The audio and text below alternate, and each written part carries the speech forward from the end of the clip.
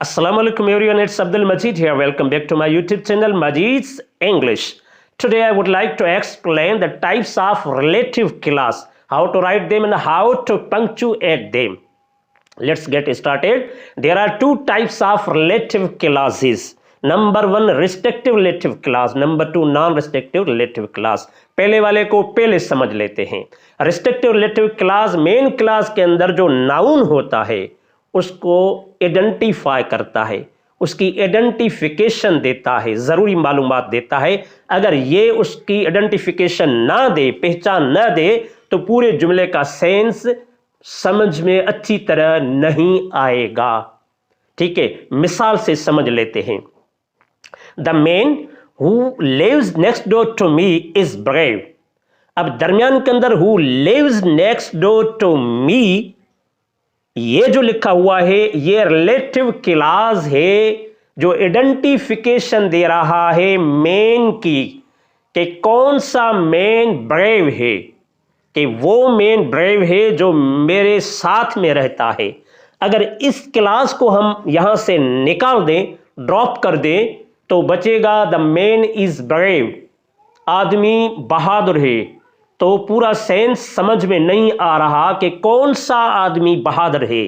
तो ये जो है ये एसेंशियल रिलेटिव क्लॉज है, रिस्ट्रिक्टिव रिलेटिव क्लॉज है, आइडेंटिफाइंग रिलेटिव क्लॉज है, डिफाइनिंग रिलेटिव क्लॉज है कि उसको डिफाइन कर रहा है कि कौन सा आदमी बहादुर है. अब ये दूसरे वाला जो नॉन रिस्ट्रिक्टिव रिलेटिव क्लॉज है, इसका मिसाल समझ ले, बात अच्छी तरह समझ में आती चली जाएगी. Sarfaraz who lives next door to me is brave. Sarfaraz जो मेरे साथ में रहता है वो बहादुर है. अब इसमें देखें कि सरफराज जो है वो प्रॉपर नाउन है, वो अपनी पहचान खुद करवा रहा है कि उसका नाम एक पार्टिकुलर इंसान का नाम है. तो अगर ये क्लॉज यहां से निकाल भी दें तो फिर भी सरफराज इज ब्रेव, सरफराज बहादुर है, पूरा सेंस दे रहा है कि कौन बहादुर है, कि सरफराज बहादुर है. अगर इसको इसमें हम रखते हैं दरमियान में, तो ये एडिशनल इंफॉर्मेशन दे रहा है, इजाफी मालूमात दे रहा है सरफराज की. नॉन इसेंशियल क्लॉज है, अगर इसको निकाल भी दें तो फर्क नहीं पड़ता. तो इसको कहते हैं नॉन रिस्ट्रिक्टिव रिलेटिव क्लॉज, जो एडिशनल इंफॉर्मेशन दे, इजाफी मालूमात दे, और जो नॉन इसेंशियल मालूमात दे, इसेंशियल वो न हो, तो इसको एडिंग क्लॉज भी कहते हैं, नॉन रिस्ट्रिक्टिव क्लॉज भी कहते हैं. तो पहले हमने इस फर्क को समझ लिया कि ये रिस्ट्रिक्टिव रिलेटिव क्लॉज क्या है और नॉन रिस्ट्रिक्टिव रिलेटिव क्लॉज क्या है.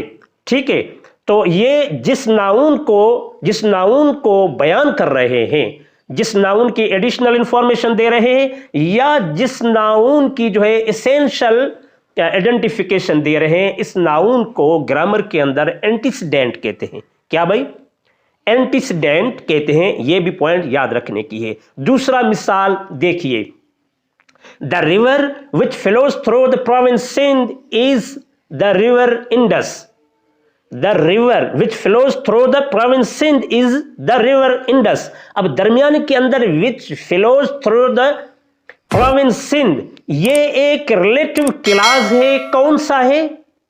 रिस्ट्रिक्टिव, नॉन रिस्ट्रिक्टिव है. तो ये जो है ये रिस्ट्रिक्टिव रिलेटिव क्लॉज है. इसेंशियल, आइडेंटिफाइंग, डिफाइनिंग, डिफाइन कर रहा है पहले वाली रिवर को, अपने एंटीसीडेंट को डिफाइन कर रहा है. अगर इसको निकाल दें हम, इसेंशियल रिलेटिव क्लॉज को हम निकाल दें, तो बचेगा the river is the river Indus. नदी, दरिया सिंध है. कौन सा वाला भाई? तो इसमें दरमियान में ये इसेंशियल रिलेटिव क्लॉज ये जरूरी है जो अपने एंटीसीडेंट की आइडेंटिफिकेशन दे रहा है. यही मिसाल दूसरे अल्फाज में देख लें, the river Indus which flows through the province Sindh is a beautiful river. अब देखें कि भाई वो ही मैंने क्लास जो है यहाँ दरमियान में मैंने फिट किया, दरमियान में इंसर्ट किया है, which flows through the province Sindh, same वाला है. लेकिन यहाँ देखें ये क्लास क्या है, रिस्ट्रिक्टिव है, नॉन रिस्ट्रिक्टिव है. देख ले, तो ये नॉन रिस्ट्रिक्टिव है, नॉन इसेंशियल है। क्यों? कि ये एडिशनल इंफॉर्मेशन दे रहा है रिवर इंडस की। क्यों? कि पहले ही रिवर इंडस लिखा हुआ है जो एक प्रॉपर नाउन है। अगर इसको non essential, non restrictive class को, रिलेटिव क्लास को निकाल भी दें, ड्रॉप कर दें, स्किप कर दें, तो क्या बचेगा? The river Indus is a beautiful river. Sense clear है? तो दरमियान में जो ये क्लास रखा हुआ है which flow through the province Sindh, तो ये एडिशनल इंफॉर्मेशन दे रहा है, उसकी इजाफी मालूमात दे रहा है। इन दोनों जुमलों को अच्छी तरह से देख लें, फर्क मालूम कर ले कि ये रिस्ट्रिक्टिव और नॉन रिस्ट्रिक्टिव रिलेटिव क्लास के अंदर क्या फर्क है। ठीक, याद रखिए कि रिस्ट्रिक्टिव रिलेटिव क्लास वाला पूरा जुमला जो होता है वो कैपिटल लेटर से शुरू होता है और फुल स्टॉप पे खत्म हो जाता है। ठीक है। और नॉन रिस्ट्रिक्टिव रिलेटिव क्लास जो होता है वो यानी पूरा जुमला जो होता है वो कैपिटल लेटर से शुरू होता है, लेकिन दरमियान में जो ये क्लास आता है, रिलेटिव क्लास आता है, इसको कामा के अंदर रखना पड़ता है, कामाज का यूज करना पड़ता है। शुरू में भी कामा, और जहां ये क्लास पूरा हो रहा है वहां भी कामा देनी पड़ती है। अगर पीछे जुमला खत्म हो रहा है खुद ब खुद, तो फिर हम फुल स्टॉप का इस्तेमाल करेंगे। ये मिसालों के अंदर समझेंगे और पहले वाले जुमलों के अंदर देख लें कि कामा का इस्तेमाल कैसे किया हुआ है। अब एक और मिसाल देख लें। आई लिव इन कराची, मैं कराची के अंदर रहता हूं। ठीक है, जुमला पूरा सेंस दे रहा है।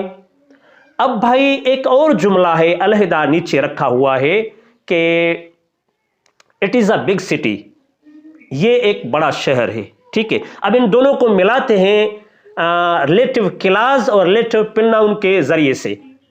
Which is a big city, जो एक बड़ा शहर है। अब आई लिव इन कराची के बाद ये कामा का इस्तेमाल किया है। क्यों? कि ये नॉन इसेंशियल रिलेटिव क्लास है, नॉन रिस्ट्रिक्टिव रिलेटिव क्लास है। ये एडिशनल रिलेटिव क्लास है, एडिशनल इंफॉर्मेशन दे रहा है कराची की, कि कराची एक बड़ा शहर है। अब ये मिसाल देख लें। पहली लाइन में लिखा हुआ है नेल्सन मंडेला। ठीक है, उसके नीचे लिखा हुआ है he was in prison for 27 years।